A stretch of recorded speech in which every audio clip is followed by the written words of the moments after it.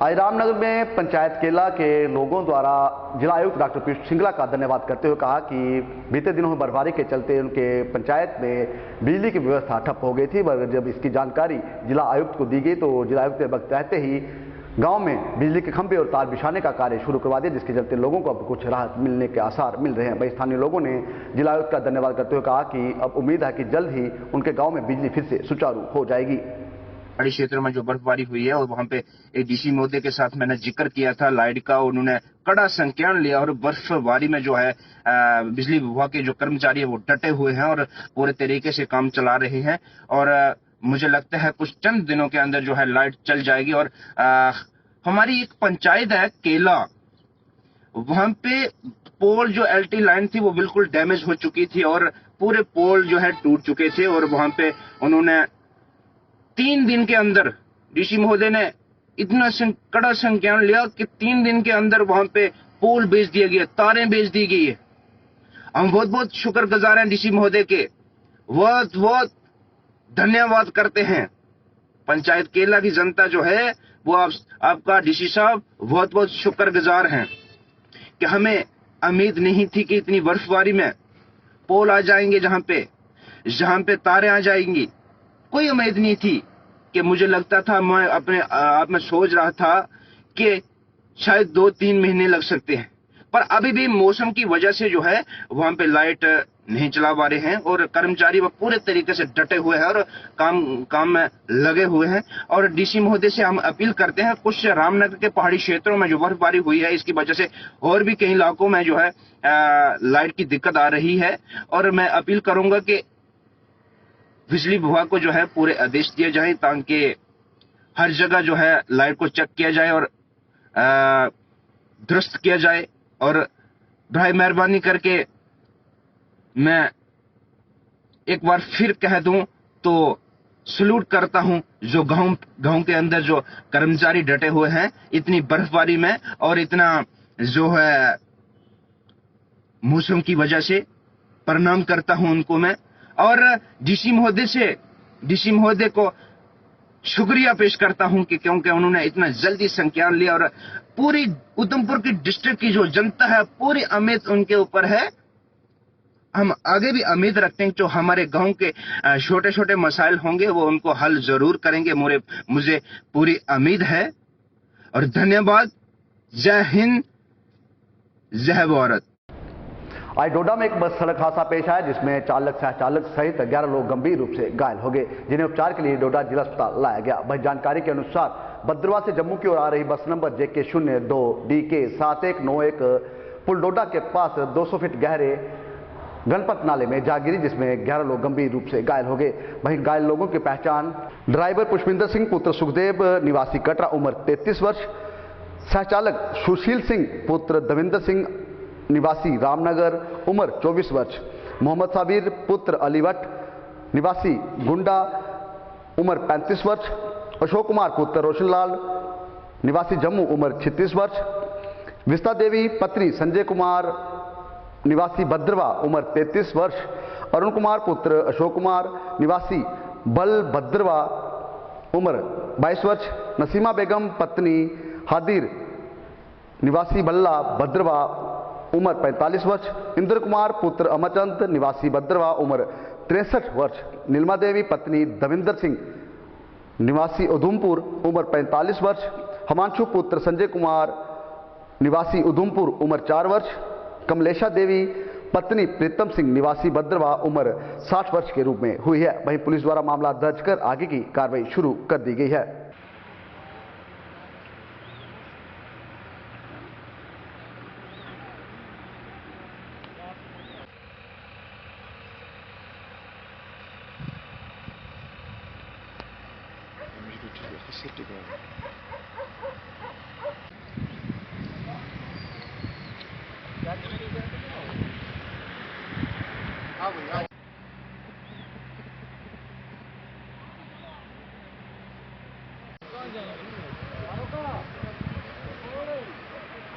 जब हम होंगे तभी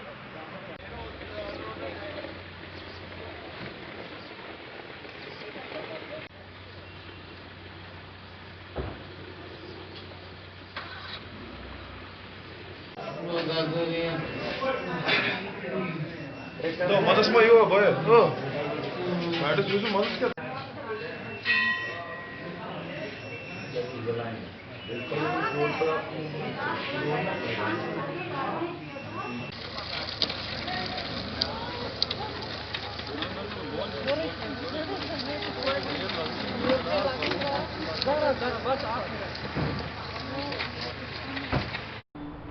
आज उधमपुर में all J&K teacher joint action committee के सदस्यों द्वारा एक बैठक का आयोजन प्रधान विनोद शर्मा की अध्यक्षता में किया गया। वहीं इस बैठक में टीचरों को आ रही समस्याओं को लेकर चर्चा की गई। वहीं बैठक की जानकारी देते हुए प्रधान विनोद शर्मा ने शिक्षा विभाग से अपील करते हुए कहा कि अध्यापकों की मांगें जल्द से जल्द पूरी कर दी जाए ताकि अध्यापकों को आ रही समस्याओं का समाधान हो सके। तो 30 नंबर पे जो हमारी स्टेट बॉडी जो होगी, हमारी जहाँ पे सारी ड्यूटी की जो बॉडी होगी, वो आपकी प्रॉब्लम को सॉल्व करने के लिए वहां पर जरूर विजिट करें। तो सबसे पहले मेरा यही आप और वहां पर जा करके अपने जेडीयूज को क्लर्क्स को जरूर बताइएगा कि सारी हमारी ये प्रॉब्लम है और इसको जरूर सॉल्व करने की कोशिश करें। और दी जुनाइट, क्योंकि ऐसी कोई दिक्कत नहीं सॉल्व करवाई है, वो एक जरूरी के ही बल पर हमने पूरी हुई है। अदरवाइज ऐसी कोई भी मैं कहूंगा कि किसी टाइप का कोई नेता या था जो कोई हमारे जो लीडर थे हमारी प्रॉब्लम सॉल्व करने के लिए आगे नहीं आ रहे थे, वो हमने एक ही मैं कहूंगा मूल मंत्र जो था बी यूनाइट। हम यूनाइट होकर के हमने अपने अच्छे तरीके से हमारी जो स्टेट बॉडी जो है थी पहले, आज ड्यूटी है, ड्यूटी के जितने भी हमारे मेंबर्स हैं वो अपनी प्रॉब्लम को एक बड़े अच्छे तरीके से प्रेजेंट कर वहां पर लेके जाते हैं। और ऐसा भी नहीं है कि आज तक हमारी जो प्रॉब्लम सॉल्व की गई हैं वो हमने अच्छे तरीके से मैसेज को प्रेजेंट वहां पर रिप्रेजेंटेशन दी है। और उसके बाद आज जहां पर सैलरी की प्रॉब्लम नहीं है, आजकल वो भी स्ट्रीमलाइन हो जा रही है। हाँ, कुछ ये जरूर बातें हैं कि आज तक जो पिछले जो कुछ लोगों का टेन्योर पूरा हो चुका है और उनके ऑर्डर अभी नहीं हुए। तरफ से जो हमारी रूटीन में first Sunday off every month meeting हुआ करती थी, कोरोना की वजह से वो लगभग पिछले 8 से 9 महीनों से वो बंद थी और आज दोबारा हमने वो मीटिंग स्टार्ट की है। और इस मीटिंग में अलग अलग विषयों पे जो है वो चर्चा हुई है। फील्ड में जो टीचर्स को परेशानियां आ रही हैं उन पे चर्चा हुई है और चर्चा में उभर कर आया है कि जो हमारी कुछ लॉन्ग पेंडिंग डिमांड्स हैं, हम आपके माध्यम से और इस मीटिंग के माध्यम से गवर्नमेंट से ये रिक्वेस्ट करें, गवर्नर इंतजामिया से रिक्वेस्ट करें कि उन परेशानियों पे ध्यान दिया जाए और उनको हल किया जाए। जैसे एक बहुत बड़ा इशू जो हमारा है वो ट्रांसफर पॉलिसी को लेके है कि सन 2000 में जो लोग जिस स्कूल में लगे थे, still they are working in 2 school only, उन्हीं स्कूलों में वो आज भी काम कर रहे हैं। तो हमारी ये गवर्नमेंट से रिक्वेस्ट रहेगी एक ट्रांसफर पॉलिसी जो है वो बनाई जाए और हमें भी जितने भी आरईटी स्कीम में लोग लगे हैं उन लोगों को उस ट्रांसफर पॉलिसी के दायरे में लाया जाए। उसके बाद हमारी जो परेशानी है रेगुलराइजेशन, जिन लोगों का 5 साल का अरसा अपना पूरा हो चुका है लेकिन उनकी रेगुलराइजेशन नहीं हो पा रही है, तो मैं आपके माध्यम से डायरेक्टर महोदय से ये गुजारिश करना चाहूंगा कि उनकी फाइल्स जो है वो एग्जीक्यूटिव ऑफिस में है, सीओ ऑफिस में है, इवन डायरेक्टरेट में भी है, तो उन पे काम किया जाए और उन लोगों को सैलरी दी जाए ताकि वो लोग भी अपने घर का पालन पोषण कर सकें। क्योंकि आज जब उनको 30 से 35 हजार रुपए तनख्वाह मिलनी चाहिए लेकिन रेगुलराइजेशन नहीं होने की वजह से वो मजबूर है कि उनको 3000 रुपए महीने का मिल रहा है और वो भी टाइमली उनको नहीं मिलता है। उसके साथ ही जो एरियर है, जो लोग हमारे 5 साल का पीरियड पूरा करने के बाद उनकी रेगुलराइजेशन जो है वो साल या 1.5 साल बाद उनकी हुई है, तो उनका साल 1.5 साल का जो एरियर है वो उनका पेंडिंग है, वो रिलीज किया जाए। क्योंकि उन्होंने वो मेहनत करी है, वो उन्होंने स्कूलों में टाइम दिया है, नौकरी की है, वो एरियर उनको नहीं मिला है। तो मैं दोबारा आपके माध्यम से जो हमारे मैं लोकल हमारे सीओ साहब हैं उनसे गुजारिश करना चाहूंगा कि मिड डे मील की जो ड्यूज हैं, लोगों के सालों के ड्यूज वो पेंडिंग है हमारी 2 जोन्स में। उधमपुर डिस्ट्रिक्ट की अगर बात करूं, गोल्डी जोन और उधमपुर जो जोन है प्रॉपर, वहां उन लोगों को वो मिड डे मील के जो पैसे हैं वो नहीं मिले और वो अमाउंट एक स्कूल का मानेंगे 70 से 80 हजार रुपया जो टीचर ने अपनी जेबों से खर्च किया है और आज भी उनको नहीं मिला। तो हमारी गुजारिश रहेगी हमारे डिस्ट्रिक्ट एडमिनिस्ट्रेशन से भी और सीओ साहब से भी कि वो मिड डे मील के ड्यूज जो है वो टीचर्स को दिए जाएं ताकि आगे जो मिड डे मील का जो स्कीम है उसको वो टीचर जो है वो अच्छे से स्कूलों में चला। गैर सरकारी संगठन जियो और जिनो 2 के प्रधान तारिक शाह की अध्यक्षता में पंगारा जंगीर गांव में एक कार्यक्रम का आयोजन किया गया। इस मौके पर संस्था के लोगों द्वारा गांव वासियों को सरकार द्वारा चलाई जा रही स्कीमों के बारे में जानकारी दी गई। सारी कोशिश ये होती कि ਜੋ ਤੁਹਾਡੇ ਕੋਲ ਹੈ ਅਸ ਤੁਹਾਡੇ ਤੱਕ ਪਹੁੰਚਾਚੇ ਜੋ ਅਸੀਂ ਲੋਕ ਦਿੰਦੇ ਤਾਂ ਸੈਂਟਰਲ ਗਵਰਨਮੈਂਟ ਜਿਹੜੀ ਹੈ ਮਤੀਆਂ ਸਕੀਮਾਂ ਲਾਂਚ ਕਰਦੀ ਸਾਡੀ ਬਦਕਿਸਮਤੀ ਇਹ ਹੈ ਕਿ ਸਾਡੇ ਤੱਕ ਉਹ ਪੁੱਜਦੀਆਂ ਨਹੀਂ ਹੈ ਕੀ ਨਹੀਂ ਪੁੱਜਦੀਆਂ ਹਨ ਕਦੇ ਤੁਸੀਂ ਮੰਥਨ ਕੀਤਾ ਕੀ ਕਹਿੰਦੇ ਕੋਈ ਸੁਣਾਉਂਦਾ ਕਿ ਨਹੀਂ ਪ੍ਰਧਾਨ ਮੰਤਰੀ ਨੇ ਨਾਗਰਿਕਤਾ ਕੀਤੀ ਕਿ ਜੰਮੂ ਕਸ਼ਮੀਰ ਦੇ ਸਾਰੇ ਨਾਲ ਇਲਾਜ ਮੁਫਤ ਹੋਣਾ वो मुफ्त को नहीं होना जे थोड़े घर कोई इधर इलाके च आग तो कार्ड बनागे तां मुफ्त होना घर भी रोगे सुते रोगे तां मुफ्त नहीं होना थोड़ी कुड़ियां बच्चियां थोड़ियां इनके ब्याह से 50,000 25,000 सरकार देती कि भाई मेरे घर बच्ची है पंजवीं पढ़े करती ना पान होड़े च इस वेले वो 20 बरे दी होग ते उसे वेले सरकार की तरफों ओदे अकाउंट च पैसे आई जाने और जिसले तुसें नोड़ा रिश्ता जोड़िया ते तुसें खाली कार्ड दसना ते तुसें भी पैसे वो मिल जाने। आज एनजीओ जियो और जीनेदो की तरफ से पंगारा जगीर में एक अवेयरनेस प्रोग्राम रखा गया जिसका मकसद ये था कि ग्रामीण इलाकों के लोगों को जो गवर्नमेंट की स्कीमें हैं उसके बारे में बताया जाए। आज यहाँ PCPNDT एक्ट के बारे में बताया गया, प्रधानमंत्री आवास योजना के बारे में बताया गया, किस तरह से गोल्डन कार्ड बनेंगे उसके बारे में बताया गया और KVI और कई ऐसे डिपार्टमेंट हैं जो लोन देते हैं, लोग स्वयं रोजगार कर सकते हैं उसके बारे में बताया गया। लोगों ने बड़े ईगरता के साथ एनजीओ की बात सुनी और लोगों ने ये प्लेज किया कि हम इन स्कीमों के साथ जुड़ेंगे और ज़्यादा से ज़्यादा लाभ लेंगे। इसके साथ साथ पिछले दिनों हमने ये देखा कि काफ़ी ज़्यादा सेंटर स्कीमें लॉन्च कर रहा है लेकिन किसी न किसी वजह से लोगों तक वो स्कीमें जो हैं नहीं पहुंच पा रही हैं, तब जाके सिविल सोसाइटी या संस्था जाके लोगों की हेल्प करती है। आज बेटी की शादी हो, सोशल वेलफेयर हेल्पिंग हैंड बढ़ाता है लेकिन उसके लिए एक पूरा प्रोसेस है कंप्लीट, उसके बारे में बताया गया। तो तमाम लोग जो हैं इस बात से मुतमईन हुए कि अगर हम गवर्नमेंट के साथ जुड़ेंगे तभी जाके हम इन स्कीमों का लाभ ले सकते हैं। तो आज यहाँ किया गया मुसलसल ये हमारा सिलसिला चलता रहता है अवेयरनेस का, क्लास डिस्ट्रीब्यूशन का, प्लांटेशन का और कई ऐसे विषय हैं जिसमें हमारी संस्था काम करती रहती है।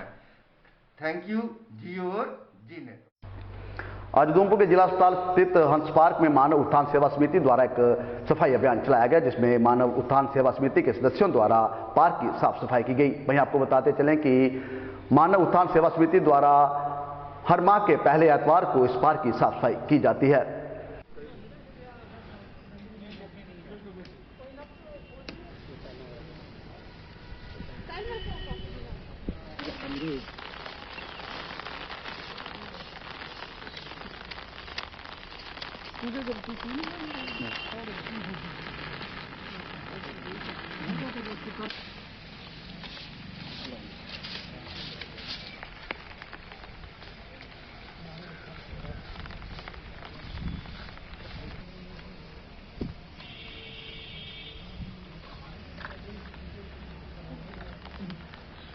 तो ये सफाई अभियान जो मासिक हर महीने का जो पहला रविवार होता है जहां हम सफाई अभियान करने आते हैं और इसका एक ही उद्देश्य है मानव उत्थान सेवा समिति मानव कल्याण के साथ साथ मानव उत्थान का भी कार्य करती है।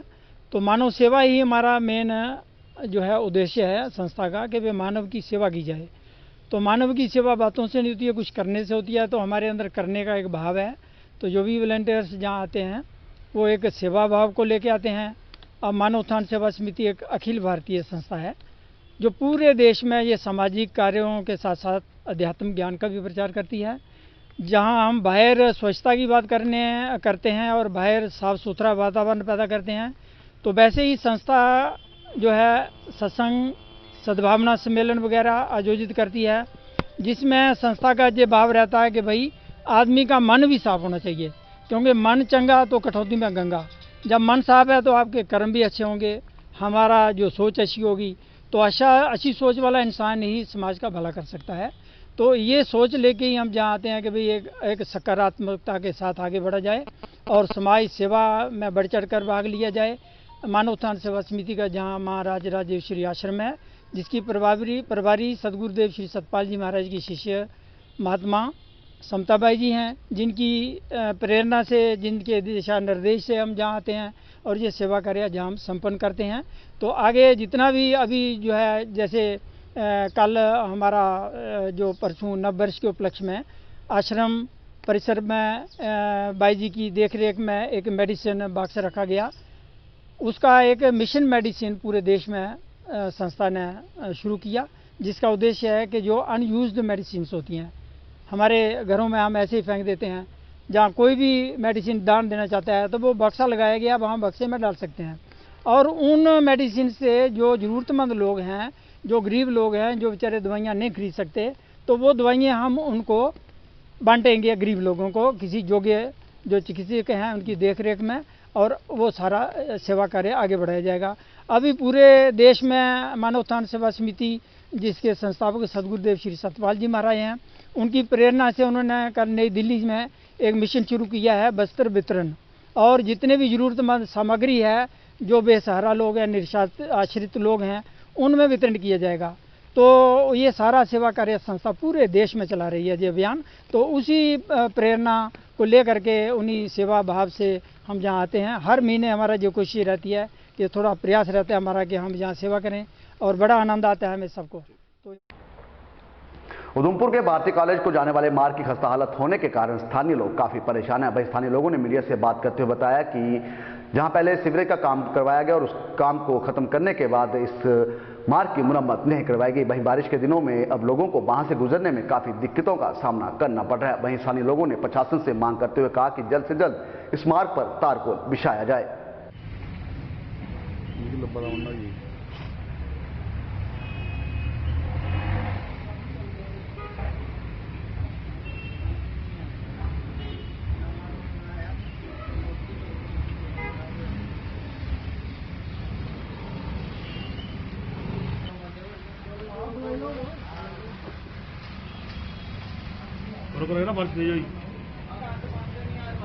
उग्गा तो लगे हमारा कोशिश साड़ी है।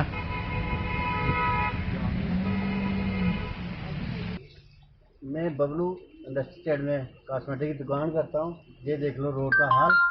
तो ये अभी नई लुक डाली थी, इनको बोलता हूँ ये अभी नहीं डालना, जब काम पूरा करना होगा तो जब तब का काम स्टार्ट करना। इन्होंने काम जल्दी कर दिया, ये काम देखो टिकट डाल के चले गए। अभी कितनी परेशानी होती है? बहुत परेशानी। यहाँ पे लोग बोली हुए आते हैं, पानी कोई यहाँ स्लिपर है, वहाँ कोई गाड़ी फंस जाती है, निकलना मुश्किल हो गया सब लोगों का। क्या डिमांड करते हैं? हम चाहते हैं कि जल्दी से जल्दी इसको तारकोल डाला जाए। कमल शर्मा है, मेरी यहाँ पे इलेक्ट्रॉनिक की शॉप है इंडस्ट्री स्टेट में। ये बड़ा अच्छा रोड है, लेकिन ये कि थोड़ा सीवरेज वालों ने यहाँ पे काम लगाया था, तो उसकी वजह से यहाँ पे हमें बड़ी परेशानी का सामना करना पड़ रहा है। और काफ़ी सारी यहाँ पे दुर्घटनाएं भी होती हैं। मोटरसाइकिल बाइक्स गाड़ियाँ जाती हैं, कहीं पानी लेने के लिए बड़े सारे लोग आते हैं, कभी कोई स्लिप हो जाता है, कभी किसी को लग रही है। रोज़ यहाँ पे झगड़े का कारण बन जाता है, लोग गाड़ियाँ गुड़ियाँ निकालते हैं। हमने भी कई बार इनको बोला कि अब ब्लैक टॉप डलवाओ, काम तो पूरा खत्म हो गया, लेकिन मतलब कोई भी यहाँ पे आता नहीं। और इनके अधिकारी जो है ना, इनका नंबर भी है हमारे पास, बट फ़ोन ही नहीं उठाते हैं। और हम प्रशासन से यही मांग करते हैं कि यहाँ पे जो भी जल्दी से जल्दी ब्लैक टॉप डलवाई जाए।